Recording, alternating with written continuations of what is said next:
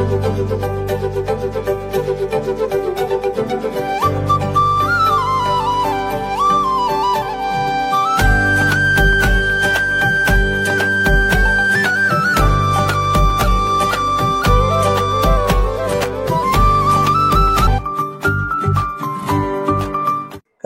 பரிசுத்த நாம ஸ்தோத்திரம். இந்த உயிர்த்தெழுந்த இந்த காலை பொழுதிலே இங்கே வந்திருக்கிறதான தேவனுடைய பிள்ளைகளுக்கும் இதை காண்கின்றதான ஒவ்வொரு தேவனுடைய பிள்ளைகளுக்கும் வாழ்த்துகளையும் நன்றிகளையும் இயேசு கிறிஸ்துவின் நாமத்தினாலே தெரிவித்துக் கொள்கிறேன். நீங்கள் ஆசீர்வதிக்கப்பட்டவர்கள், எல்லா விதத்திலையும் நீங்கள் ஆசீர்வதிக்கப்பட்டவர்கள். உலகத்திலும் இந்த பூமியில வாழ்கின்றதான ஒவ்வொரு நாட்களும் நீங்கள் ஆசீர்வதிக்கப்பட்டவர்கள். நீங்கள் பரலோகத்திலும் நீங்கள் ஆசீர்வதிக்கப்பட்டவர்கள். அல்லேலூயா, அல்லேலூயா. கர்த்தருடைய பரிசுத்த நாம ஸ்தோத்திரம். இந்த இயேசு கிறிஸ்துவை தெய்வமாக ஏற்றுக்கொண்டதான ஜனங்கள் நீங்கள் எல்லாரும் பாக்கியமான ஒரு ஜனம். ஏன்னா உலகத்துல மேய்ப்பன் இல்லாத ஒரு ஆடுகளை போல அலைந்து தெரிந்து கொண்டு இருக்கிறார்கள். ஒவ்வொரு ஜனங்களும் மேய்ப்பன் இல்லாத, அவங்களுக்கு கண்ட்ரோல் பண்றதுக்கு, விசாரிப்பதற்கு, அவங்களுக்கு சுக செய்திகளை சொல்வதற்கு, ஆறுதலான வார்த்தை சொல்வதற்கு இடமில்லாம அவங்க மேய்ப்பன் இல்லாத ஆடுகளாய் அவங்க தெருவிலே ஊர் சுத்தி கொண்டு அலைந்து கொண்டு இருக்கிறார்கள். ஆனா நமக்கு ஒரு அடைக்கல பட்டணம் இருக்கு, நமக்கு ஒரு ஆலயம் இருக்கு, நமக்கு ஒரு மேய்ப்பன் இருக்கிறார், விசாரிக்கிறதுக்கு தேவனுடைய பிள்ளைங்க இருக்காங்க, ஒருவர் தாங்குவதற்கு விசுவாசி பிள்ளைங்க இருக்காங்க. எல்லாரையும் அரவணைத்து நம்மளை ஆசீர்வதிக்கும்படியாக தேவன் நமக்கு ஏற்படுத்தி கொடுத்த பாத்திரங்களாக இருக்கிறார்கள். அல்லேலூயா, அல்லேலூயா. கர்த்தருடைய பரிசுத்த நாம ஸ்தோத்திரம். நாம் அந்த இடத்துக்கு நம்ம வரும்போதெல்லாம் தேவன் ஆசீர்வதிக்கிற தேவனாயிருக்கிறார். ஆலயத்துக்கு வரும்போதெல்லாம் தேவன் ஆசீர்வதிக்கிற தேவனாயிருக்கிறார் எல்லா விதத்திலும். ஏன்னா அந்த ஆலயத்துல பொக்கிஷம் இருக்கு, புதையல் இருக்கு என்று கர்த்தர் சொல்லுகிறார்.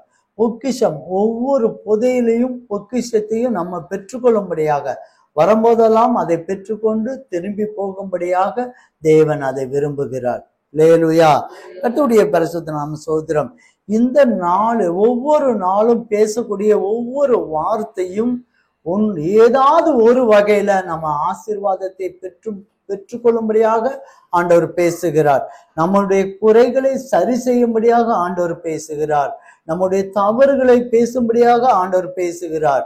ஆண்டவர் பேசும் போதெல்லாம் அதை நம்ம கவனித்து அதன்படி செய்யும் போதெல்லாம் நம்மளை ஆசீர்வதிக்கிற தேவனாயிருக்கிறார்.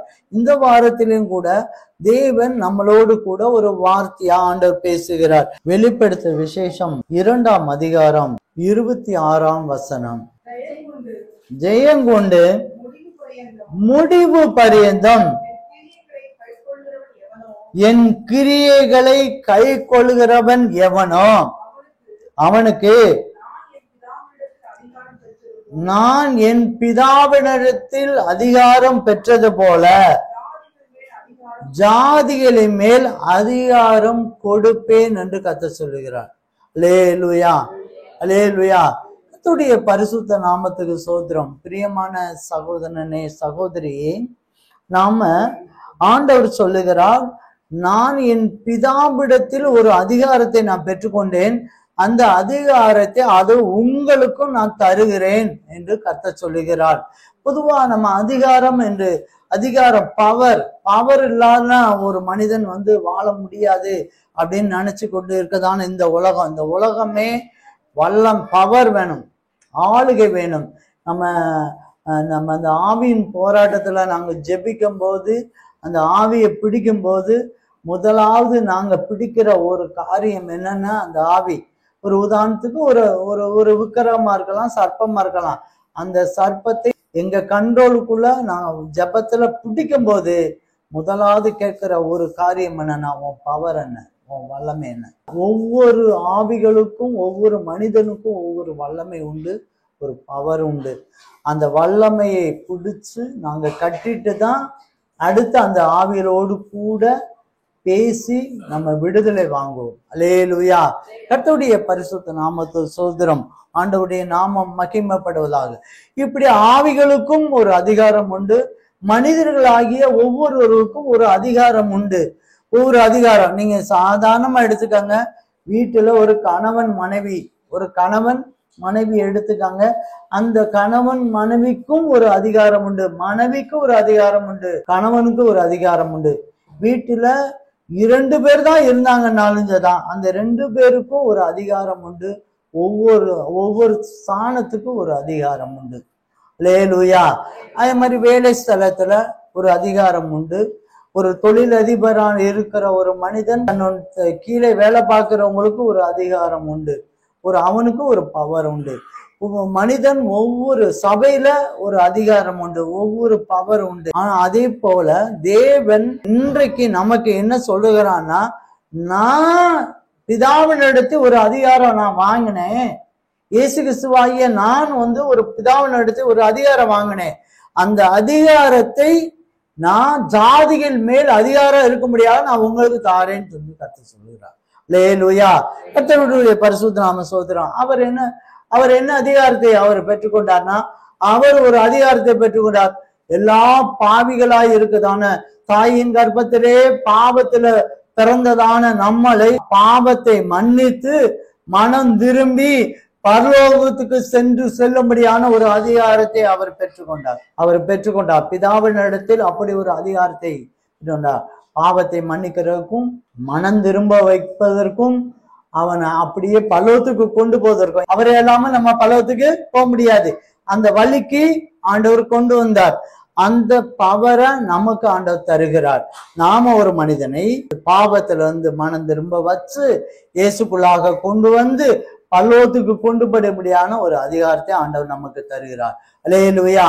அது மாத்திரமல்ல, பாவத்திலிருந்து ஒரு மனிதனை பரலோகத்துக்கு கொண்டு வர மாத்திரமல்ல, நோயிலிருந்தும் விடுதலை ஆக்கும்படியாக இயேசு கிறிஸ்து அதிகாரம் பெற்றார்.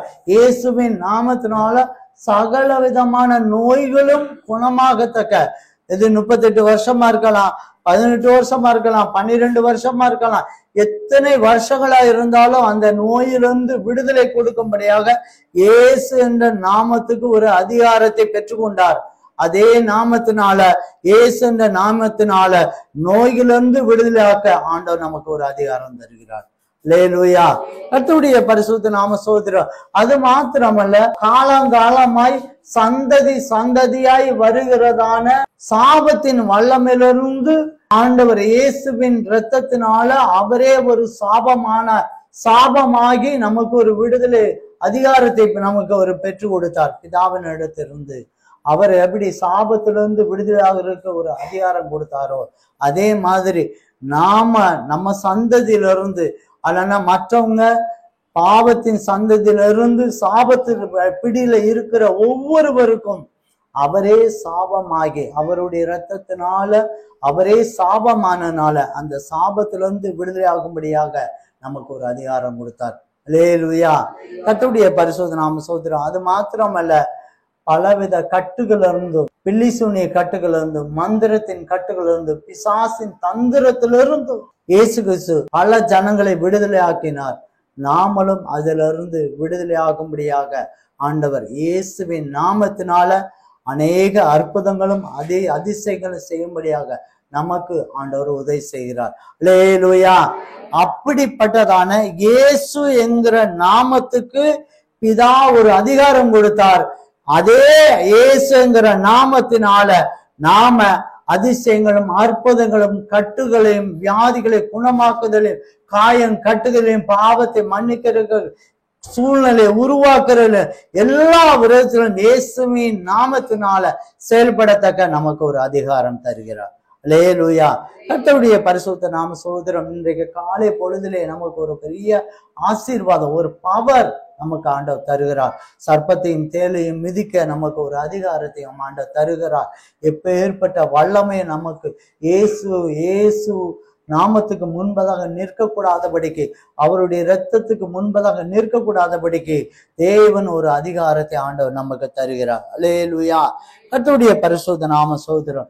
இந்த இடத்துல, இந்த வசனத்துல ஒரு வார்த்தை சொல்லப்படுது, ஜெயம் கொண்டு முடிவு பரியந்தம் என் கிரியை கை கொள்ளுகிறவன் எவனோ. அல்லேலூயா. நம்ம ஜெயிக்கிற ஒரு மனிதனாய் காணப்படணும். தேவன் ஆண்டவர் ஜெயிக்கிற ஒரு மனிதனாய் தான் ஆண்டவர் காண்பிக்கிறார். ஏன்னா அவர் ஜெயங்கொள்கிற தேவன். அவர் ஜெயித்த தேவன். யோவான்ல சொல்லப்பட்டிருக்கு, அவர் சொன்னாரு, நான் உலகத்துல உபத்திரம் உண்டு, நான் ஜெயிச்சேன். உலகத்துல உபத்திரம் இருந்தாலும் நான் ஜெயிச்சேன். அதே போல என் பிள்ளைகளும் ஜெயிக்கணும் என்பதான் அவருடைய வார்த்தை. நாம எப்பொழுதுமே ஜெயிக்கிற பிள்ளைகளாய் நாம காணப்படணும். முடிவு பரியந்தம். முக்கியமா என்னைக்கோ ஒரு நாள் நம்ம ஜெபிச்சோம், என்னைக்கோ ஒரு நாள் நம்ம ஆண்டவர்களாக இருந்தோம், என்னைக்கோ ஒரு நாள் சந்தோஷப்பட்டோம் என்பது அல்ல, எப்பொழுதுமே ஜெயிக்கிற பிள்ளைகளா இருக்கணும். ஏன்னா மத்தேயு 24 சொல்லப்பட்டிருக்கு, முடிவு பரியந்தம் நிலை நிற்பவனே ரட்சிக்கப்படுவான். முடிவு பரியந்தம் இயேசு கிறிஸ்துவை பற்றி கொண்டு அவருடைய நாமத்தினாலே ஜெயிக்கிற மகனாய் நாம காணப்படணும். நமக்கு தோல்வி என்பதே நமக்கு அதிகாரம் கிடையாது. நம்ம நிறைய பாடல்களுக்கு தோல்வி என்று எனக்கு இல்லை நம்ம பாடல, நம்ம பாடுவோம். நம்ம ஏன்னா நமக்கு வெற்றி மட்டும்தான். ஒரு மனிதன், இயேசுவை ஏற்றுக்கொண்ட ஒரு மனிதன் தோல்வி என்பதை கிடையவே கிடையாது. தோல்வி என்பதை கிடையவே கிடையாது. தோல்வி என்பது தற்காலிகமாக பிசாசு கொடுக்கிற ஒரு சில செயல்களா இருக்கும். ஆனா அதுக்கு பின்னால ஒரு ஜெயம் இருக்கும். பிரியமானவர்களே, பிசாசு என்ன செஞ்சான் தெரியுமா? இயேசு கிறிஸ்துவை தோற்கடிக்க வேண்டும் என்பதற்காக அவருடைய சரீரத்தை கொலை செய்யும்படியாக தந்திரமாய் செயல்பட்டான். அதுல அவன் நிறைவேற்றியும் பண்ணான். ஜெயித்துட்டேன் அப்படின்னு சொல்லி அவன் சந்தோஷமும் பட்டான். ஆனா அது என்னவா மாறிச்சுன்னா, அது தோற்ற மாதிரி தெரிஞ்சதான அந்த இடத்துல 3ஆம் நாள் எழுந்திருந்து உலகமென்றும் ஜெயத்தை கொடுத்தார். அல்லேலூயா. அவருடைய இரத்தத்தினால இன்றைக்கும் இனி வரக்கூடிய சந்ததிக்கும் ஆண்டவருடைய இயேசுடைய இரத்தத்தினால பூரண விடுதலை ஆண்டவர் கட்டளை எழுதுகிறார். அல்லேலூயா. கர்த்தருடைய பரிசுத்த நாம சோதரம். நாம ஜெயிக்கிற பிள்ளைகள். பிரியமானவர்களே, எப்பொழுதும் ஆண்டவர் அதனாலதான் சொன்னாரு, அது சில உபத்திரம் உண்டு உலகத்துல. ஒரு சில நேரம் வியாதிகள் வரலாம், ஒரு சில நேரம் கஷ்டங்கள் வரலாம், ஒரு சில நேரம் நிந்தை அவமானங்கள் வரலாம். அப்படிதான் உபத்திரம் வரும். ஆனா ஜெயிக்க போறது யாரு? நீங்களும் நானும் தான். அல்லேலூயா. கர்த்தருடைய பரிசுத்த நாம சோதரம். என்னுடைய ஒரு காலகட்டத்துல பயங்கரமான பிரச்சனை, தோல்வியின் விளிம்புல நான் போயிட்டு இருக்கும்போது, அரசாங்க வேலை கிட்டத்தட்ட எனக்கு இல்லை, அவ்வளவுதான், எல்லாரும் சொல்லிட்டாங்க, அவ்வளவுதான், இனிமே உனக்கு கிடைக்காது. ஏன்னா ரொம்ப ப்ரெஷரு, கிறிஸ்துவர்களுக்கு எதிரான ஒரு பெரிய பிரச்சனைகள், போராட்டங்கள், கெரோ பண்றது, வீட்டை முற்றுகையிடுறது, வேலை பார்க்க ஸ்தலத்தை முற்றுகையிடுறது, பல பிரச்சனைகள், பல போராட்டங்கள் பயங்கரமா நடைபெற்று இருந்தது. இப்போ அவ்வளவுதான், தோத்துருவோம். இந்த விஷயத்துல இயேசு கிறிஸ்து ஜெயிக்கிற தேவன். ஆனா இந்த இடத்துல நம்ம தோக்க அடிப்பார் அப்படின்னு சொல்லிட்டு நம்ம தோக்க போறோம் அப்படிங்கிற நேரத்துல தான் ஆண்டவர் சொன்னாரு, ஒரு காலமும் கிடையாது. இது தோல்வியை போல தெரியும், இது தோல்வியை போல தெரியும், இது தோல்வியை போல தெரியும், ஆனா ஜெயிக்க போறது நீதான். அல்லேலூயா, அல்லேலூயா. நீ மன்னிச்சு மறந்து விட்டுட்டு போ அப்படின்னாரு. நான் மன்னிச்சு மறந்து அடுத்த இடத்துக்கு நான் போனேன். சென்ற வாரம் என் காதுல ஒரு செய்தி கேட்டது. எனக்கு விரோதமாய் அத்தனை காரியத்திலும் ஈடுபட்டதான ஒரு மனிதன், கலகம் பண்ணதான ஒரு மனிதன், அவனுடைய செயல் வீழ்ந்து போனதை நான் கண்டேன். நான் செய்தியை நான் கேட்டேன். அல்லேலூயா. நான் அன்றைக்கு தோத்த மாதிரி சூழ்நிலை அமைந்தது. ஆனா நம்ம தோல்வி ஒரு நாளும் ஆண்டவருடைய பிள்ளை தோத்து போறதில்லை. நம்ம ஜெயிக்கிற பிள்ளை, என்றைக்கும் ஜெயம் கொடுக்கிற தேவன். அல்லேலூயா. என் ஜனங்கள் ஒருபோது வெட்கப்பட்டு போவதில்லை என்று கர்த்தர் சொல்லுகிறார். ஒரு நாளும் தோல்வி என்ற இடத்துக்கு தேவன் நம்மளை விட்டு பார்க்கிறதே இல்லை. அவர் வெட்கப்படுத்துற தேவனே இல்லை, அவர் தலை நிமிர செய்கிற தேவன். அல்லேலூயா. அவர் நம்ம நம்ம ஜெயிக்கணும் அப்படின்னு சொன்னா, அந்த ஜெயிக்கணும் அப்படின்னு சொன்னா அவர் என்ன சொல்றான்னா, என் கிரியை கை கொள்ள வேண்டும், என் கிரியை கை கொள்ள வேண்டும், என் கிரியைகளை கை கொள்கிறவன் எவனோ. அவர் கிரியினா என்னங்க? ரொம்ப சிம்பிளா நான் சொல்றேன், அவரை இயேசு கிறிஸ்துவை பார்த்து அவர் பேசுகிறது, அவர் செயல்கிறது, அவர் அவருக்கு எது பிடிக்கும் என்பதை, அவர் சொன்னதான வார்த்தைகள், அவர் பேசின காரியங்கள், நடக்கைகள், இதை கை கொண்டால் அதுதான் அவருடைய கிரியையை கை கொள்கிறது. அல்லேலூயா. அவர் பேசின வார்த்தைகள், அவர் அவர் இந்த பூமியில வாழ்ந்து இருக்கும் போது அவர் பேசின வார்த்தைகள், அவர் செய்கைகளை கை கொள்றதுதான் கிரியைகள். அல்லேலூயா. அந்த கிரியையை நீ கை கொள்ளும் போது நிச்சயமாய் ஆண்டவர் உங்களுக்கு நான் பிதாவிட்ட வாங்கின அதிகாரத்தை நான் உனக்கு தருவேன் என்று கர்த்தர் சொல்லுகிறார். அல்லேலூயா. கர்த்தருடைய பரிசுத்த நாமத்தை ஸ்தோத்திரம். ஆண்டவருடைய நாமம் மகிமைப்படட்டும். இன்னொரு அதே வெளிப்படுத்தல கூட 3ஆம் அதிகாரத்துல சொல்லப்பட்டிருக்கு, நான் சிங்காசனத்துல இருக்க போல நீங்களும் சிங்காசனத்தில் நான் உட்கார செய்வேன். அல்லேலூயா. அல்லேலூயா. ஆண்டவர் அவர் எப்படி இருந்தாரோ, அவர்கிட்ட என்னென்ன ஆசீர்வாதம் இருந்ததோ அத்தனை ஆசீர்வாதத்தையும் ஆண்டவர் நமக்கு கொடுக்கிறார். அல்லேலூயா.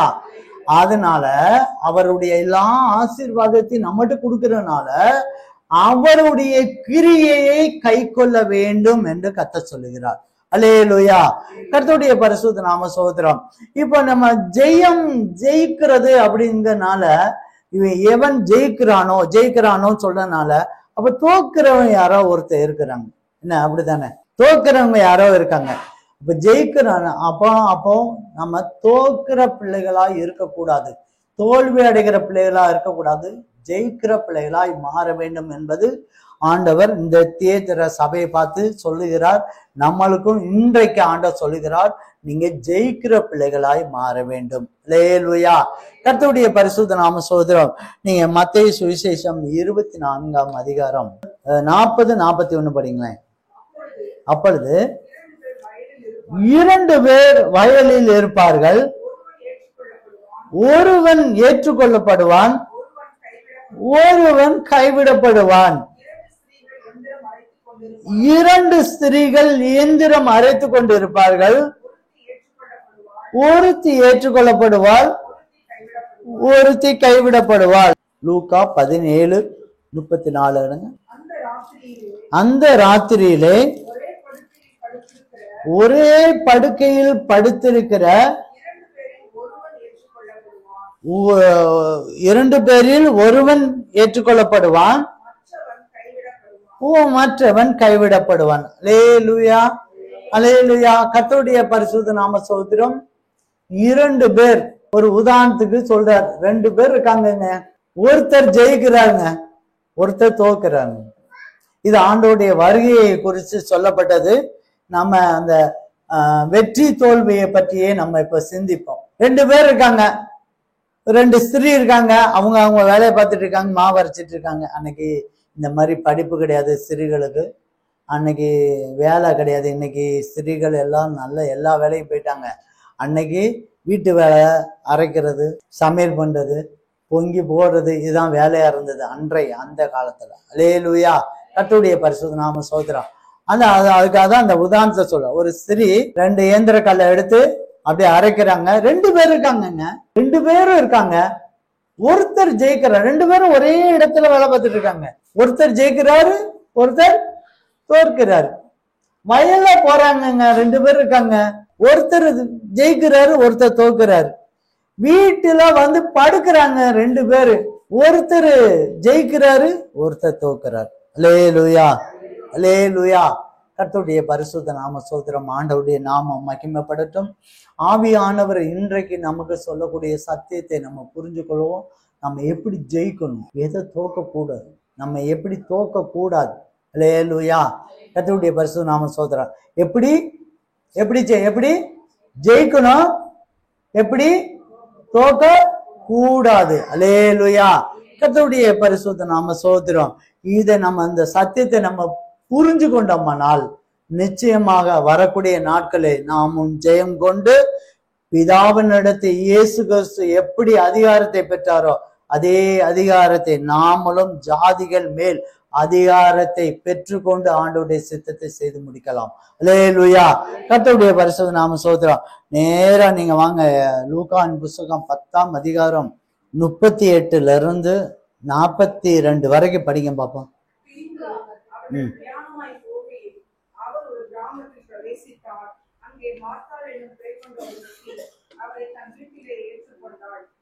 மரியாள் எனப்பட்ட ஒரு சகோதரி இருந்தாள்.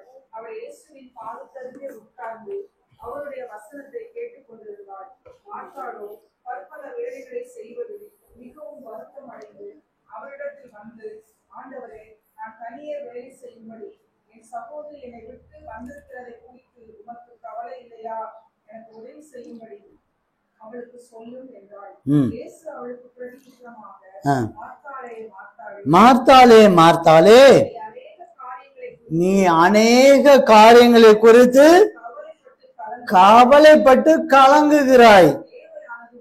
தேவையானது ஒன்றே. மரியாள் தன்னை விட்டு எடுபடாத நல்ல பங்கை தெரிந்து கொண்டாள். அல்லேலூயா, அல்லேலூயா. கர்த்தருடைய பரிசுத்த நாம ஸ்தோத்திரம். இங்கேயும் 2 பேர் இருக்காங்க. ஒருத்தர் யாரு? மார்த்தாள், இன்னொரு ஆளு மரியாள். 2 பேரும் ஒரே குடும்பத்துல இருக்காங்க. ஒரே குடும்பத்துல ஒரே நேரத்துல படுக்கிறாங்கன்னு வச்சுக்காங்க. ஒரே நேரத்துல படுக்கிறாங்க.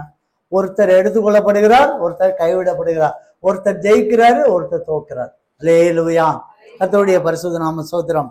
இந்த ஒற்றுமையை நீங்க பாருங்க. 2 பேரும் ஒரே இடத்துல இருக்காங்க. 2 பேரும் இயேசு கிறிஸ்துவை ஏற்றுக்கொள்றாங்க. இயேசு கிறிஸ்துவ வீட்டுக்குள்ள கூப்பிடதான் செய்யறாங்க.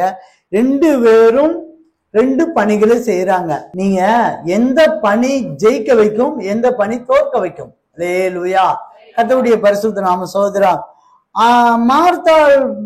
மார்த்தாள் ஒரு பணி செய்யறாங்க. இயேசு கிறிஸ்து வந்துட்டாரு, நம்ம செய்வோம்ல. யாரும் வந்துட்டா, பாஸ்டர் வந்துட்டா, உடனே ஓடி ஆடி டீய போட, அதை போட, வடை போட, இதை போட, கடையில போய் அதை வாங்கி இதை வாங்கணும், பரபரப்பா இருக்கும். வீடை சுத்தம் பண்ண எடுக்க சொன்னாதான் நிறைய பேர் வீடு சுத்தம் பண்ணுவாங்க, தெரியுமா? அல்லேலூயா. கர்த்தருடைய பரிசுத்த நாம ஸ்தோத்திரம். ஆண்டவர் வர்றாரு, வந்துட்டார். அதே மாதிரிதான் அந்த பொண்ணு பாவம்லாம் செய்யலாங்க. ஆண்டவருக்கு வேலை செய்யறாரு. இயேசு கிறிஸ்துக்கு ஒரு டீயை போட்டு கொடுப்போம், நல்லா ஒரு பஜ்ஜி, ஒரு வடை, எல்லாம் ஒரு சாப்பாடு செஞ்சு கொடுப்போம். மனசார நம்மளை வாழ்த்திட்டு போட்டோம், நல்ல காரியம்தான். ஆனா ஆண்டவர் விரும்புகிறது என்னன்னா, நான் வந்த இந்த இடத்துல என்னுடைய வார்த்தையை கேட்டு அதன்படி நடக்கணும் அப்படின்னு விரும்புறேன். அல்லேலூயா, அல்லேலூயா. கர்த்தருடைய பரிசுத்த நாம ஸ்தோத்திரம். அவங்க மார்த்தா வேலைதான் பார்த்தாங்க. மார்த்தா என்ன பார்த்தாங்க? பல வேலைகள், பற்பல வேலைன்னா என்ன வேலை? இததான் இயேசு வச்சுக்கிட்டு என்ன, நீங்க இருங்க, நான் வந்து சோறு பொங்குறேன் அப்படின்னா சொல்ல போறாங்க? இல்ல, இயேசுக்காக தான் செய்ய போறாங்க. இயேசுக்காக என்ன செய்யலாம்? படம் கொடுக்கலாமா, அது கொடுக்கலாமா, இதை கொடுக்க, ஏதோ ஒண்ணு பரபரப்பா இருக்காங்க, பரபரப்பா இருக்காங்க, வேலை தான் செய்யறாங்க. ஆனா இயேசு என்ன சொன்னார் தெரியுமா? நீ அநேக காரியங்களை குறித்து கவலைப்பட்டு, நீ கவலைப்பட்டு கலங்குகிற. அல்லேலூயா, அல்லேலூயா. நீ கவலைப்படுற. நீ ஆனா சொல்லுத, நீங்க என்ன சொல்லுவீங்கன்னா, நான் இயேசுக்கு தானே எல்லாமே செய்றேன், இயேசு வந்ததுனால தானே எல்லாமே நான் பண்றேன், அப்படித்தானே? எல்லாரும் அப்படிதான் சொல்லுவாங்க. இயேசுக்காக தான் நான் இது பண்றேன், இயேசுக்காக தான் நான் வாழ்றேன், செய்யறேன் அப்படின்னு சொல்லிட்டு என்ன செஞ்சிட்டு இருக்காங்கன்னா, அவங்க வேலைகளையே பார்த்துக்கிட்டு கலங்கிட்டு இருக்காங்க. ஆண்டவர் பார்வைக்கு நீங்க செய்கிற பணி, நீங்க செய்யற வேலை ஆண்டவர் எப்படி பாக்குறாருன்னா, கலங்குற மாதிரி, கவலைப்படுறார். அல்லேலூயா. கர்த்தருடைய பரிசுத்த நாம சொல்றோம். அவர் எதிர்பார்க்கிறது என்னன்னா, என் வார்த்தையை கேட்டு நீ என் கை கொள்ள வேண்டும். அவரை எதிர்பார்க்கிறார். நான் இங்க இருக்கிற நிமிடம் ஒரு 1 மணி நேரமோ 2 மணி நேரமோ நான் இருக்கேன். அந்த இருக்கிற நேரத்துல என் சத்தியத்தை நீ புரிஞ்சுக்கிட்டனா, கை கொண்டனா, உன் லைஃப்ல ஒரு ஜெயம் எடுக்கலாம், ஜெயிக்கலாம் என்பதை அவர் விரும்புகிறார். அல்லேலூயா. நாங்க விசிட்டிங் போடும் போதெல்லாம் மார்த்தாளை போலதான் எல்லாரும் ரொம்ப பரபரப்பா இருப்பாங்க. நான் போற இடமெல்லாம் ஒரே கண்டிஷன், வருவேன், வந்தேன்னா எடுத்தோடனே ஜபம்தான், ஃபர்ஸ்ட் ஜபம்தான். வந்தோமா, விசாரிக்கமா, ஜபம் பண்ணோமா, அதுக்கு முடிச்ச பிறகுதான் அப்புறம் நீங்க என்ன வேணாலும். நான் சொல்லுவது எல்லாருடையும் அதான் சொல்லுவேன். நீங்க வேற எதுவுமே ரொம்ப எக்ஸ்ட்ரா பிட்டிங் எதுவுமே நீங்க பண்ணாதீங்க, பிரயாசப்படாதீங்க. சிம்பிளா ஒரு காஃபி மட்டும் கொடுத்தா போதும், அது கடைசியா கொடுத்தா கூட போதும், சந்தோஷமா ஓட்டு போயிடுவேன். ஏன்னா நான் வர்றது எதற்காக? உங்க குடும்ப ஆசீர்வாதத்துக்காக. நான் அந்த இடத்துல 2 வார்த்தை உங்கள்கிட்ட சொல்லணும் என்பதற்காக தான் அந்த இடத்துக்கு வரேன். அல்லேலூயா. கர்த்தருடைய பரிசுத்தம். இயேசு கிறிஸ்து அதை தான் விரும்புறாரு. அததான் சொன்னார், என் கிரியையை கை கொள்கிறவன் எவனோ, என் கிரியை எவனோ ஜெயிச்சிருவான். நீங்க இயேசுவுக்காக தான் நான் பாடுபடுறேன்னு சொல்லி வீட்டுக்குள்ளேயே வேலை பார்த்துட்டு இருந்தீங்கன்னா, இயேசுதான் நீங்க வேலை பார்த்துட்டே இருந்தீங்கன்னா, வசனத்தை கை கொள்ள வேண்டும். ஆண்டவர் சொன்ன வார்த்தை கை கொள்ள வேண்டும். அதனாலதான் சொன்னாரு, நல்ல பங்கை தெரிந்து கொண்டார் மரியாள். அல்லேலூயா. அவ மரியாதை வேற ஒண்ணுமே செய்யலைங்க. அதுக்காக வீட்டு வேலை எதுவுமே செய்ய வேண்டாம், 24 மணி நேரமும் பைபிள் தான் அப்படின்னு நினைச்சு கூடாதீங்க. அப்படியெல்லாம் எதுவுமே சொல்லல. ஆனா நீங்க வசனத்துக்கு முன்னுரிமை கொடுங்க. வசனத்துக்கு முன்னுரிமை கொடுக்காம, அவருடைய வார்த்தைக்கு முன்னுரிமை கொடுக்காம நீங்க ஆண்டவருக்காக படுகிற எல்லா பிரயாசமும் வீண். அல்லேலூயா. நீங்க தோத்து போறீங்கன்னு அர்த்தம், நீங்க ஜெயிக்க முடியாது என்பதை. அதே சமயம் வசனத்துக்கு வார்த்தைக்கு முன்னுரிமை கொடுத்து அதுக்கு அப்புறம் உங்களுடைய கிரியை இருக்குமானால், அந்த கிரியை என்னவா இருக்கும்னா ஜெயிக்க வைக்கும். அல்லேலூயா, அல்லேலூயா. நீங்க செய்தியை கேட்கறீங்க, இந்த செய்தி நாளைக்கு மறந்து போயிடும். நீங்க அதுக்காக நோட்ஸ் எடுக்கணும்னு நான் சொல்றது காரணம். நோட்ஸ் குறிப்பு எடுக்கணும்னு சொல்றது. அந்த குறிப்பை எடுத்து தியானிச்சு பார்க்கணும், இவர் சொல்றது கரெக்ட் தானா, செய்யணும். இங்க தியானிக்க தான் ஆண்டவருடைய கற்பனையை நம்ம கை கொள்ள வேண்டும் என்பதான ஒரு பகுதி இருக்கும். நான் சொல்ற இந்த காரியத்துல நீங்க தியானிக்கும் போது பரிசுத்த ஆவியானவர் உங்களோடு கூட சில ரெவலேஷன் கொடுப்பாரு, வெளிப்படுத்தலே கொடுப்பாரு. நான் சொல்றது ஒரு சின்ன காரியம், இத வச்சு நீங்க பெருசா ஆண்டவர் உங்களுடைய திட்டத்தை ஆண்டவர் பெருசா சொல்லுவார். அல்லேலூயா. கர்த்தருடைய பரிசுத்த நாம சோதரர். இந்த இடத்துல மரியாளும் ரெண்டு பேரும் ஒரே வீட்டுல இருக்காங்க. இயேசுவை கூட்டி கொண்டாந்து உட்கார வைக்கிறாங்க. ரெண்டு பேரும் வேலை பார்க்கறாங்க. மார்த்தாளுடைய வேலை கவலையா இருக்கு, மரியாளுடைய வேலை நல்ல பங்காய் மாறுது. அல்லேலூயா, அல்லேலூயா. நம்ம ஜெயிக்கிறவர்களாய் காணப்பட வேண்டும். ஜெயங்கொள்கிறவன் எவனோ அவனுக்கு தான் அதிகாரத்தை ஆண்டவர் தருவேன்னு சொல்லிக்காரு. இன்றைக்கு நாம ஜெயிக்கணும்னு சொன்னா, நமக்கு ஒரு பவர் வேணும்னு சொன்னா, நமக்கு ஒரு அதிகாரம் வேணும்னு சொன்னால், கண்டிப்பாக நம்ம ஆண்டவருடைய வார்த்தையோ வசனத்தையோ அவருடைய வார்த்தையை கை கொள்கிறாள் நமக்கான அந்த இடத்துல அவருடைய சமூகத்துல உட்காரணும். அதிகமாய் உட்கார்ந்து ஆராய்ச்சி பார்க்கணும். எவ்வளவோ நேரம் இருக்கு, அந்த நேரத்தை ஒதுக்கி கொஞ்ச நேரத்தை ஒதுக்கி ஆராய்ச்சி பார்க்கும்போது தேவன் நம்மளை ஜெயிக்கிற பிள்ளைகளால் மாற்றி கொடுக்கிறார். அல்லேலூயா. அடுத்ததாக இன்னொரு சம்பவத்தையும் கூட பார்ப்போம். மத்தேயு சுவிசேஷம் 27ஆம் அதிகாரம் 1-5 வரைக்கும் படிக்க.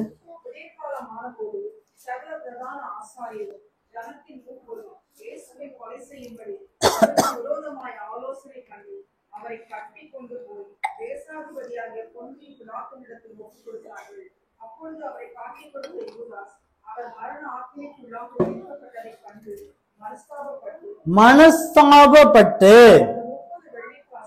30 வெள்ளிக்காசை பிரதான ஆசாரியனிடத்துக்கும் மூப்பனிடத்துக்கும் திரும்ப கொண்டு வந்து, குற்றமில்லாத இரத்தத்தை நான் காட்டி கொடுத்ததினால் பாவம் செய்தேன் என்றான். அதற்கு அவர்கள், எங்களுக்கென்ன, அது ஓர் பாடு என்றார்கள். அப்பொழுது அவன் அந்த வெள்ளிக்காசை தேவாலயத்திலே எரிந்து விட்டு புறப்பட்டு போய் நாண்டு கொண்டு செத்தான். அல்லேலூயா, அல்லேலூயா. நீங்க அதே மத்தேயு சுவிசேஷம் 26ஆம் அதிகாரம் 73, 74.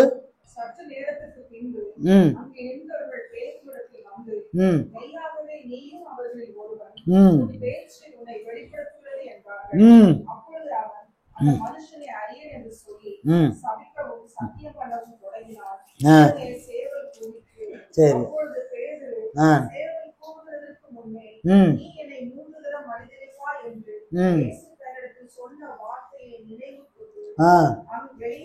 வெளியே போய் மனம் கசந்து அழுதான். அல்லேலூயா, இங்க 2 சம்பவம் இருக்கு. யூதாஸ் காரியத்து ஒருவர், இன்னொருத்தர் யாரு? பேதுரு. 2 பேரும் ஆண்டவருடைய சீசர்கள். 12 பேர்ல ஒரு பிரதான சீசர்கள். இவன் ஸ்தானம். அதுக்கு அடுத்து 4வது ஸ்தானம் யூதாஸ் காரியத்து. ஏன்னா பொருளாளர். அவன் காசு வச்சு வரவு சொல்ல பாக்குறவன் அவன் தான். பாருங்க, அதுல வரவு சொல்ல பாக்குறவன். இவன் 2 பேரும் யூதாஸ் காரியத்து என்ன செய்யறான்? காட்டி கொடுக்கறான். எத்தனை காசுக்கு? 30 வெள்ளி காசுக்கு காட்டி கொடுக்கறான். காட்டி கொடுத்துட்டு இவன் இயேசுவை போய் அடிக்கவும், முள்முடி சொல்லுவோம், பரியாசம் பண்ணுவோம், ரத்தம் சிந்த கொண்டு போறதை பார்த்த உடனே இவனுக்கு மனஸ்தாபம் வருது. ஐயோ, குற்றமில்லாத ஒரு மனிதனை போய் இப்படி காட்டி கொடுத்துட்டேமே, 30 காசுக்கு இப்படி போய் காட்டி கொடுத்துட்டேமேன்னு சொல்லி அவன் மனஸ்தாபப்படுறான். அந்த மனஸ்தாபப்பட்டு எங்க போறான்னா, நேரா பிரதான அவன் காசு கொடுத்தான்ல அந்த மனிதன் போய் நியாய விசாரிக்க முடியா போறான், நீதியை சரிபட்டு முடியா போறான். அவன் போன இடத்துல சொல்லிட்டான், ஏப்பா அது ஓம்பாடு, நீ காட்டி கொடுத்துட்ட, காசு வாங்கிட்ட, அவ்வளவுதான், வேலை முடிஞ்சு போச்சு, ஓம் பாடு அப்படின்னு. அவன் அந்த விரக்தியில அந்த ரூபாயை தூக்கி, அந்த காசை தூக்கி எரிஞ்சிட்டு போய் நாண்டு கொண்டு செத்து போயிட்டான். அல்லேலூயா. இயேசு பேதுருவும் அதே மாதிரிதான் மறுதளிச்சான். எப்பா நீ 3 யார் போனாஞ்சதான், நான் போக மாட்டேன் அப்படின்னா. யாரு? பேதுரு. வீர வசனம் பேசின ஆண்டு சொன்ன, நீ 3 தடவை சேவல் கூறக்கு முன்னாடி 3 தடவை மறுதளிப்பேன். அதே மாதிரி மறுதளிக்க மாட்டேன், அவன் சத்தியம் பண்ணவும் மாட்டான். அந்த வசனம் எனக்கு ரொம்ப ரொம்ப சபிக்கவும், அதெல்லாம் ஆண்டவர் சொல்லவே இல்லை. நீ மறுதளிக்கதான் டாப்புக்கு போறா பாருங்க, சம்மந்தம் எனக்கா இருக்கு, சம்மந்தமே இல்லைன்னு சொல்லி அப்படி டாப்புக்கு கொண்டு போறான். சபிக்கவும் சத்தியம் பண்ணவும் போறான். போயிட்டான், பாயம் பண்ணிட்டான். யூதாஸ் மாதிரியே தான் இவனும் காட்டி கொடுக்கான். 2 பேர் நல்லா யோசிச்சுக்காங்க. ஒருத்தர் ஜெயிக்கணும், ஒருத்தர் தோக்குறான். ஒருத்தர் ஜெயிக்கிறான் தோக்குறான்னா எப்படி தோக்குறாங்கிறத நம்ம பாடமாய் கற்றுக்கொள்ளணும். நம்ம அந்த இடத்த நம்ம பாடமாய் ஏற்றுக்கொள்ளணும். ஜெயிக்கிறதையும் பாடமாய் ஏற்றுக்கொண்டு நம்ம முன்னேறி போகணும்.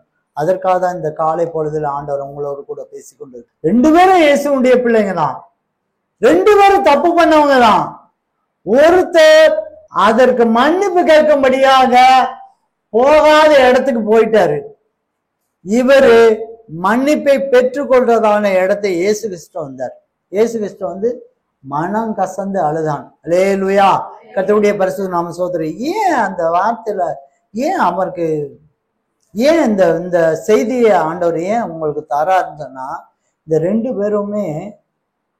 பேருமே இயேசுவை பற்றி நல்லா தெரியும் தானே, நல்லா தெரியும் தானே. மன்னிக்கிறதுக்கு அவர் வல்லவர் உள்ளவர், அவர் வல்லவர்ன்னு சொல்லி அவங்களுக்கு நல்லா தெரியுமா தெரியாதா? விபச்சார ஸ்திரியை அவர் மன்னிச்சாரா? இனி பாவம் செய்யாதன்னு சொல்லி அனுப்பிட்டாரா? மன்னிச்சார். அந்த பூமியில நடக்கும்போது நடந்த சம்பவம், கண்ணு முன்னால 3 வருஷமா பார்த்த சம்பவம். இயேசு கிறிஸ்து அழைச்சு வரும்போது, இவங்கெல்லாம் விசேஷர்களே வரும்போது டெய்லி அந்த இதை பார்க்கிறாங்க, மன்னிக்கிறாங்க. திமிர்வாதக்காரனை உன் பாவம் மன்னிக்கப்பட்டது சொல்லி உடனே அவன் எந்திரிச்சு நடமாடுறத, பாவம் மன்னிக்கப்படும் போது அவன் வியாதி குணமாகுது இல்லையா? திமிர்வாதக்காரன் படுக்கை எடுத்துட்டு எழுந்து போறான், கண்ணு முன்னால பாக்குறாங்க. யூதாஸ், நம்ம தப்பு பண்ணிட்டோம், ஆண்டவர்கிட்ட போய் மன்னிப்பு கேட்போம் அப்படின்னு சொல்லி ஆண்டவர்கிட்ட மன்னிப்பு வந்திருந்தால் அவன் விடுதலை பெற்றிருப்பான். அல்லேலூயா, அல்லேலூயா. ஆனா போகக்கூடாத இடத்துல போய் வேற ஒரு இடத்துல போய் மன்னிப்பு கேட்கறதுக்கு போனாம் பாருங்க, விளைவு என்னன்னா சம்மந்தம் இல்லை. பிசாசு அப்படிதான் செய்யணும். உன்னை பாவம் செய்யற வரைக்கும் தூண்டிக்கிட்டே இருக்கும். பாவம் செய்ன்னு பாவம் செஞ்ச செகண்ட்ல தூர விளைக்கணும். என்ன இப்படி பண்ணிவிட்ட அப்படின்னு நம்மகிட்டே கேட்கும். அல்லேலூயா. நீங்க கொலை செய்யறவங்களுடைய வாக்குமூலத்தை கேட்டு பாருங்க. கொலை பண்ணுகிறவங்களுடைய வாக்குமூலத்தை ஜெயில இருக்கும்போது போய் கேட்டு பாருங்க. அநேகர் சொல்றதான வார்த்தை, அந்த கொலை செய்யும் போது நான் என்ன செஞ்சேனே எனக்கே தெரியல, கொன்றுங்கிறதான அந்த வேகம் தான் எனக்கு இருந்துச்சு. கொன்னு முடிச்ச பிறகு ஏன்டா எப்படி நான் எதுக்கு கொலை பண்ணேன், ஐயோ இப்படி பண்ணிட்டேனே அப்படின்னு பிசாசு அப்படி ஒதுங்கிறோம். அது வரைக்கும் நம்மளை தூண்டிக்கிட்டே இருக்கும், பெரிய நமக்கு பக்கபலமா இருக்க மாதிரி.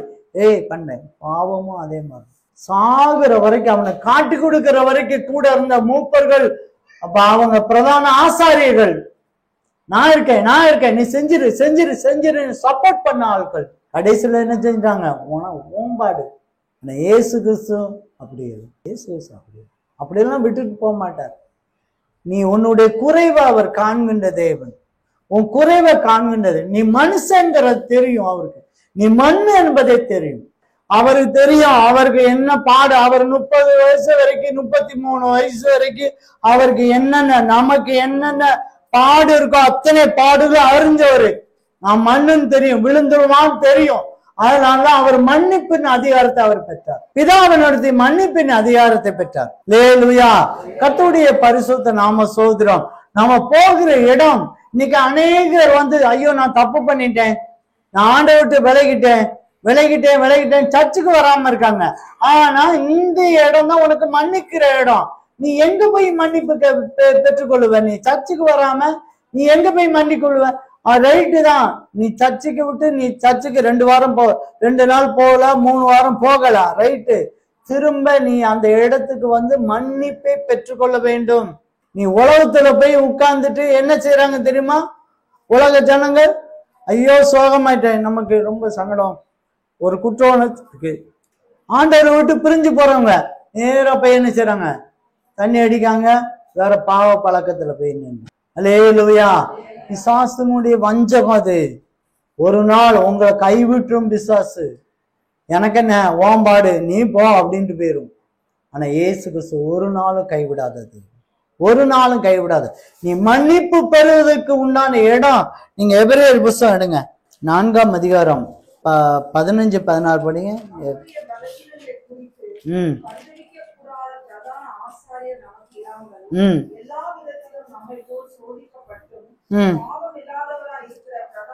ஆசாரியராகவே இருக்கிறார்.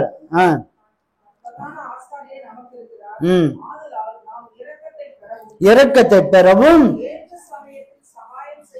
ஏற்ற சமயத்தில் சகாயம் செய்யும் கிருபையை அடையவும் தைரியமாய் கிருபாசன அண்டையில் சேர கடவும். அல்லேலூயா, அல்லேலூயா. அவருக்கு தெரியும் நம்ம கஷ்டம், நம்ம பிரச்சனை தெரியும். நீ விழுந்துட்ட, ஆனா உன்னை கைவிட மாட்டார், உன்னை கைவிடவே மாட்டார். நீ அவர் கிருபாசண்டைக்கு வரும், கிருபாசண்டை அவருடைய சமூகத்துக்கு மன்னிப்பு. ஆண்டவரே மன்னிங்க, ஆண்டவரே உங்களுடைய இரத்தத்தால் என்னை கழுவுங்க, நான் பாவம் செய்தேன். அதனால தானே நம்ம வரும்போதெல்லாம் ஆண்டவருடைய இரத்தத்தால கழுவுறோம், ஜெபிக்கிறோம், திருவிருந்து எடுக்கிறோம். அவருடைய இரத்தத்தினால நம்ம சுத்திகரிக்கப்படுகிறோம். பாவத்திலிருந்து மன்னிப்பு, ஒரு மனிதனை மன்னிக்கக்கூடிய அதிகாரம் இயேசு கிறிஸ்து இருந்தது. அன்னைக்கு யூதாஸ் அவன் அந்த யூதாஸ் அந்த இயேசு கிறிஸ்து கூட இருந்து இயேசுவை பற்றி நல்லா தெரிஞ்சிருந்தோம். அவன் என்ன செஞ்சான், அதை விட்டு விலகுனால அவனுடைய மரணம் வேறு விதமா முடிஞ்சது. இன்னைக்கு மறுதளிச்சான், சத்தியம் பண்ணுனா, சபிச்சான், பல பாவங்கள் செஞ்சான். பேதுரு திரும்ப எங்க வந்தான்னு சொன்னா, மனம் கசந்து ஆண்டவருடைய பாதத்துல வந்தான். அல்லேலூயா, அல்லேலூயா. அவனும் மனஸ்தாபப்பட்டான். யாரு யூதாசும் மனஸ்தாபப்பட்டான். ஆனா மன்னிக்கிற இடத்துக்கு அவன் வரல. பேதுரு மன்னிக்கிற இடத்துக்கு வந்தான். பிரியமான சகோதரனே சகோதரி, ஏன் ரெண்டு பேரு ஒருத்தன் ஜெயிக்கிறதும் ஒருத்தன் தோல்வி அடையிறதுக்கும் காரணம் என்னன்னா, அவன் இயேசுவை பற்றி புரிஞ்சுக்கல. யூதாஸ் புரிஞ்சிருந்தா நீ காட்டி கொடுக்க பல 30 அவன் தானே காசு வச்சிருக்கான். அவன் எவ்வளவு காசு வச்சிருந்தான்னு தெரியல, 500 காசு கூட வச்சிருப்பான். 500 வெள்ளிக்காசு அல்பத்தன ஒரு 30 வெள்ளிக்காசுக்கு போய் காட்டி கொடுப்பான். அவன் இயேசுவை பற்றி புரிஞ்சது. அட்லீஸ்ட் உனக்கு 30 காசு தேவைன்னா அதுல இருந்தே எடுத்திருக்கலாமே. காட்டி கொடுக்காம அதுல இருந்தே எடுத்துக்கலாம். உனக்கு தேவைன்னு 30 வெள்ளிக்காசுக்கு காட்டி கொடுத்தான். இயேசுவை பற்றி அவன் புரிஞ்சுக்கல. இயேசுவை பற்றி நீங்க புரியுறாங்க. நீ கிருபா சண்டைக்கு வரணும். நீ உனக்கு எந்த சூழ்நிலை வந்தாலும் சரிதான், அதுக்கு பரிகரிக்கான ஒரு இடம் தான் ஆலயம். அல்லேலூயா, ஆலயம். அல்லேலூயா. நீ ஜெயிக்கிறதுக்காக வர அந்த இடம் தான், தோக்குறதுக்கு வர இடம் இந்த இடம் கிடையாது. அல்லேலூயா. மூன்றாவது ஒரு இடத்தை பார்ப்போம். அப்போஸ்தலர் நடபடிகள் 19ஆம் அதிகாரம் 24 இருந்து 29 வரைக்கும் படிங்களேன். எப்படி என்றால், ம் தேவகிரி என்னும் பேர் கொண்ட ஒரு தட்டான் யானாளின் கோவிலைப் போல் ம் ம் வெள்ளியினால் சிறிய கோவில்களை செய்து ம் தொழிலாளிகளுக்கு மிகுந்த ஆதாயம் வருவித்துக் கொண்டிருந்தான். ம் இவர்களையும் இப்படிப்பட்ட தொழில் செய்கிற மற்ற வேலையாட்களையும் ம் கூடிவர செய்து, மனுஷர்களை, இந்த தொழிலினால் நமக்கு நல்ல பிழைப்பு உண்டாயிருக்கிறது என்று அறிவீர்கள். ம் இப்படி இருக்க கைகளினால் செய்யப்பட்ட தேவர்கள் ம் தேவர்கள் அல்லர் என்று இந்த பவுல் என்பவன் சொல்லி, ம் பேசுவதை மாத்திரமல்ல, ம் கொஞ்சம் சொல்லிய ஆசியா என்றும் அநேக ஜனங்களுக்கு போதித்து ம் அவர்களை வசப்படுத்திக் கொண்டான் என்று நீங்கள் கண்டு கேட்டும் இருக்கிறீர்கள். ம் இதனால் நம்முடைய தொழில் அற்றுப்போகும்படியான அபாயம் நேரிட்டிருக்கிறதும் அல்லாமல், ம் மகாதேவியாகிய தியானாளுடைய கோவில் ம் எண்ணமற்று போவதற்கும், ம் ஆசியா முழுமையும் பூச்சக்கரமும் சேவிக்கிற அவருடைய மகத்துவம் அழிந்து போவதற்கும் ம் ஏதுவா இருக்கிறது என்றான். ம் அவர்கள் இதை கேட்டு கோபத்தினால் நிறைந்து, எபேசுவினுடைய தியானாலே பெரியவர் என்று சத்தமிட்டார்கள். ம் பட்டணம் முழுவதும் கலகத்தினால் நிறைந்தது. ம் அவர்களுக்கு வழித்துணையாய் வந்த மக்கதோனியராகிய காயுவையும் அரிஸ்தர்க்குவையும் அவர்கள் இழுத்துக் கொண்டு ஒருமனப்பட்டு அரங்கசாலைக்கு பாய்ந்தோடினார்கள். அல்லேலூயா. கர்த்தருடைய பரிசுத்த நாம ஸ்தோத்திரம். இங்க வந்து ஒரு 2 சம்பவம் நடக்குது. ஒருத்தன் ஜெயிக்கிறான், ஒருத்தன் தோக்குறான். புரியுதா? ஒருவன் எப்படி எடுத்துக்கொள்ளப்படுகிறானோ, ஒருத்தன் கைவிடுகிறானோ சம்பவத்தை தான் நம்ம பார்த்துட்டு இருக்கோம். நம்ம அந்த ஜெயிக்கிற விஷயத்த மாத்திரம் நம்ம தெரிந்து கொள்வோம். இங்க ஒரு சம்பவம் இருக்கு.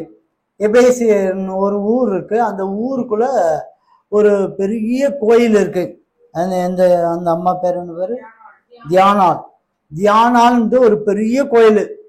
நம்ம ஊர்ல ஒவ்வொரு ஊர்லயும் ஒரு பெரிய கோயில் இருக்கும்ல, அதே மாதிரி ஒரு கோயில் வச்சிருக்காங்க. அந்த கோயில போய் எல்லாரும் வழிபடுவாங்க. அவங்கதான் அந்த ஊரே அந்த கோயில்ல சார்ந்து இருக்குது.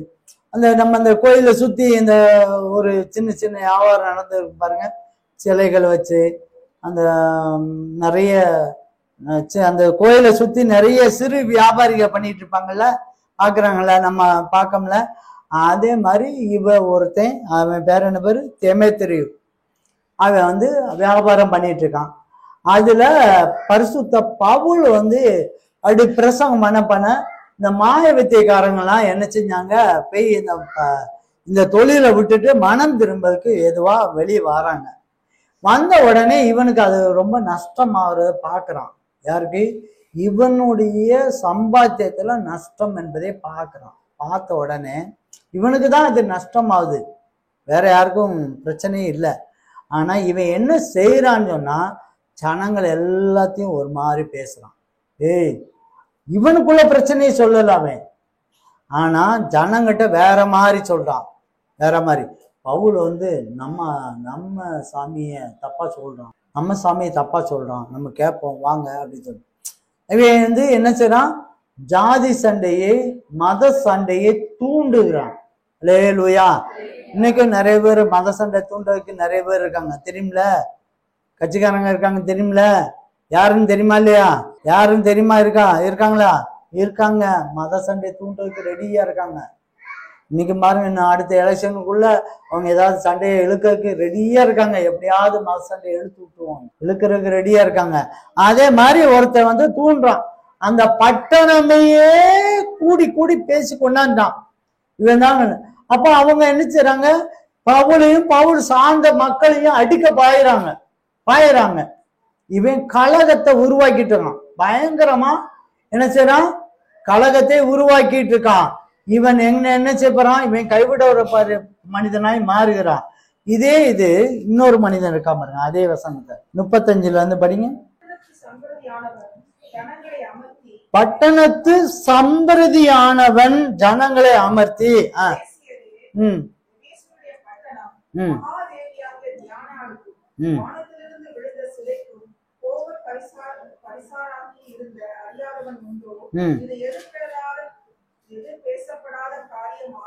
நீங்கள் ஒன்றும் பதவி செய்யாமல் அமர்ந்திருக்க வேண்டும். இந்த மனுஷரை இங்கே கொண்டு வந்தீர்கள். இவர்கள் கோவில் கொள்ளைக்காரரும் அல்ல, உங்கள் தேவியை தூசிக்கிறவர்களும் அல்ல.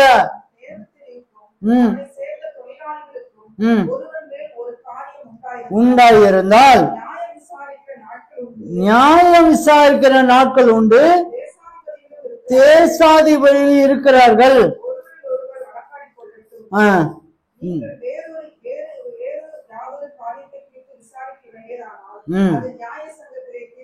படும்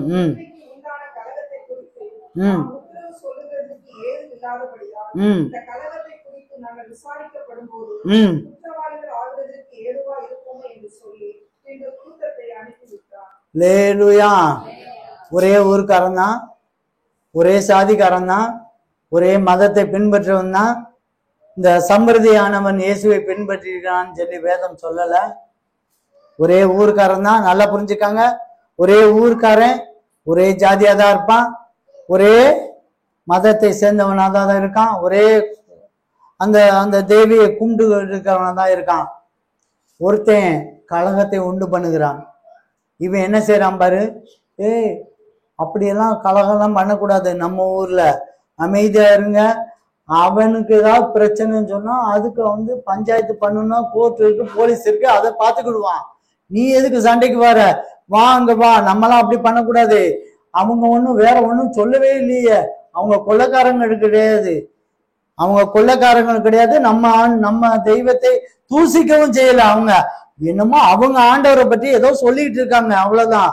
நீ அதனால அதை விசாரிக்கிறதுக்கு ஆள் இருக்கட்டும், அவங்க பார்க்கட்டும், நம்ம விலை பெயரட்டும் சொல்லி இவன் சமாதானத்தை கொண்டு வந்தான். அல்லேலூயா. ரெண்டு மனுஷன், ஒருவன் எடுத்துக்கொள்ளப்படுகிறான், ஒருவன் கைவிடப்படுகிறான். ஒருவன் ஜெயிக்கிறான், ஒருவன் தோற்கிறான். ஜெயிக்கிற மனுஷன் சமாதானத்தை கொண்டு வந்தான். கலகம் பயங்கரமா இருக்கு, ஊரே திரண்டு வந்து இன்னைக்கு அடிக்கவா, கொள்ளுவா, இடிப்பவா. அந்த இடத்துல மிஞ்சி போனா ஒரு 10-20 பேர் தான் வந்திருப்பாங்க கிறிஸ்தவங்க அன்னைக்கு ஆதி காலத்துல. அதுக்கப்புறம் அந்த எபேசி பட்டணம் பெரிய கிறிஸ்தவ பட்டணமாய் மாறிடுச்சு, அது வேற விஷயம். அல்லேலூயா.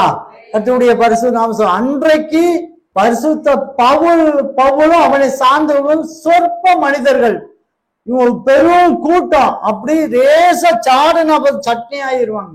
அந்த அளவுக்கு பலம் படுத்த ஒரு கூட்டம். அந்த கூட்டம் கலகம் பண்ணுவதற்கு ஒரு மனிதன் ஏற்படுத்தினான். ஒரு மனிதன் ஏற்படுத்தினான், கலகத்தை உண்டு பண்ணான். கலகம்தான்.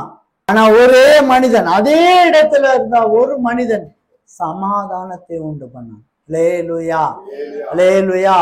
அத்தனை கூட்டத்துக்கும் ஞானமாய் பேசி, இல்லப்பா நம்ம அது செய்யக்கூடாது, அது அவனுக்கு ஒரு வேலை இருந்ததுன்னா, அவனுக்கு ஒரு பஞ்சாயத்து இருந்தா அது தீர்க்கட்டும், அவனுக்கு கோர்ட் இருக்கு, அவன் போலீஸ் இருக்கு, பேசிக்கிட்டோம்னு சொல்லி அவன் என்ன செஞ்சான், அழகா பிரித்து, ஜனங்களை பிரித்து சமாதானப்படுத்தி அனுப்பி விட்டான். அல்லேலூயா.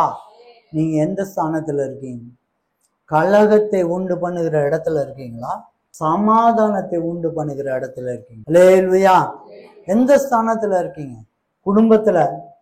குடும்பத்துல பிரிவினை உண்டு பண்றதுக்கு உங்க மூலயமா பிரிவினை, கலகம் வருதா, சமாதானம் வருதா? சபையில உங்க மூலயமா பிரிவினை வருதா, சமாதானம் வருதா? வேலை ஸ்தலத்துல உங்கள் நிமித்தமாய் பிரிவினை வருதா, சமாதானம் வருதா?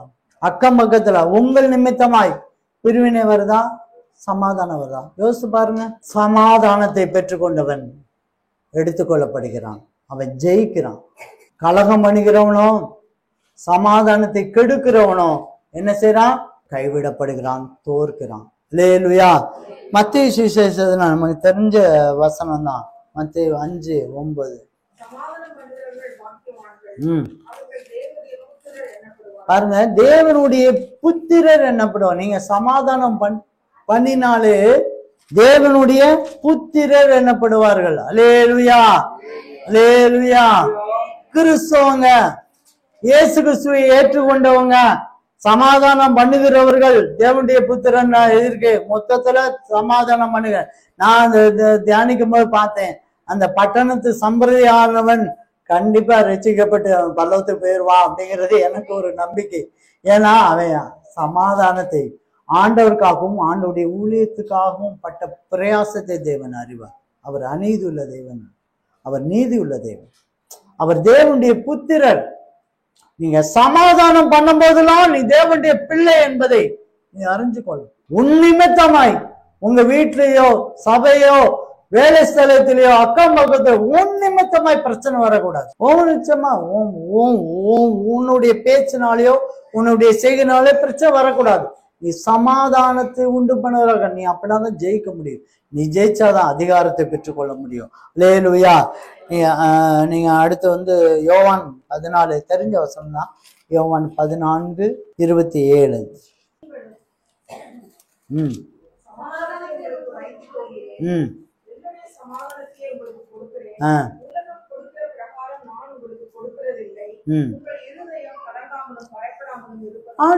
ஆண்டவர் சொல்றாரு, என்னுடைய சமாதானத்தையே நான் உங்களுக்கு தரேன். என்னுடைய சமாதானத்தை ஒவ்வொரு நாளும் நீங்க பயப்படாம கலங்காம டெய்லி காலையில எழுந்த உடனே கேட்கக்கூடிய ஒரே கிருபைக்கு அடுத்ததாக நீங்க கேட்கக்கூடிய ஒரு ஆசீர்வாதம் என்ன அப்படின்னா, நீங்க கேட்பீங்க கிருபன் கேட்பீங்க. எனக்கு தெரியும் காலையில எழுந்தது ஆண்டவரே நம்முடைய கிருபை நடக்கட்டும்னு. அதுக்கு அடுத்து கேட்கக்கூடிய சமாதானம், அவருடைய சமாதானம் எனக்கு வேணும், அவருடைய சமாதானம். ஏசாயா புஸ்தகம் 58ஆம் அதிகாரம் 12.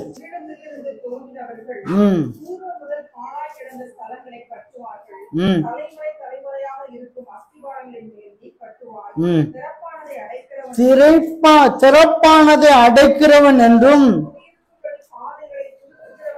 குடியிருக்கும்படி பாதைகளை திருத்துகிறவன் என்றும் பெயர் பெறுவாய். நீ திறப்பானதை அடைக்கிறவனாய் பெயர் பெறணும். அல்லேலூயா, அல்லேலூயா, அல்லேலூயா.